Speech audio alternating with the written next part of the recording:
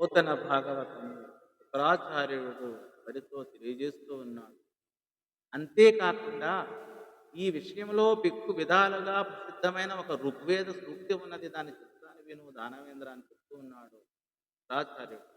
అంగీకరించిన అఖిలంబు గోవునే ననృతంబు కాదు లేదని ననదిప ఆత్మవృక్షము మూలమమృతంబు నిశ్చయ మనృత మూలము గల్గునాత్మ జడదు పుష్పఫలములాత్మ పూజంబునకు సత్య మామ్రాను బతుకమీనదియు జడును ఫలపుష్పములు లేక పసచెడి వృక్షంబు మూలంబుతో వృద్ధి పొందుగాదే చేటు కొరతయు లగిమయు చెందకుండా ఇచ్చు పురుషుండు చెడకుండు నిర్ద చరిత కాకయంచిత సత్య సంగతి నటంచు నిజధనం వర్ధికిచ్చిన నీకు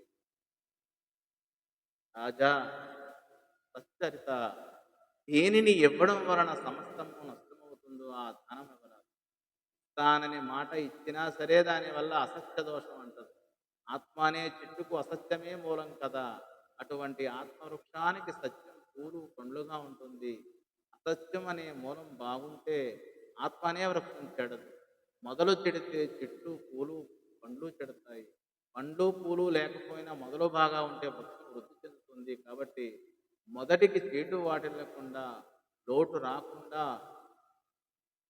పదుగురలో పలుచన కాకుండా దానం చేసే దాత చెడుకోడు. అందుచేత సత్యం కోసం నీవు ఇతనికి దానం ఇస్తే నీకు మిగిలేది ఏమీ ఉండదు అని ఈ పద్య భావము.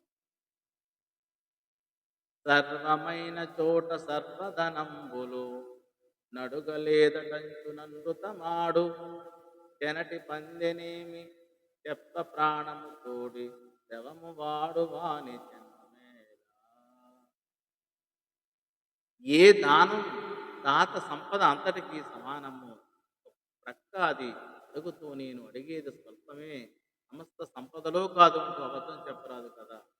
ఆ విధంగా చెప్పేవాడు ఇరుకువాడు వాడు ప్రాణమున్న పీనుగా వాడి బ్రతుకు వ్యర్థము అని ఈ పద్య భావం.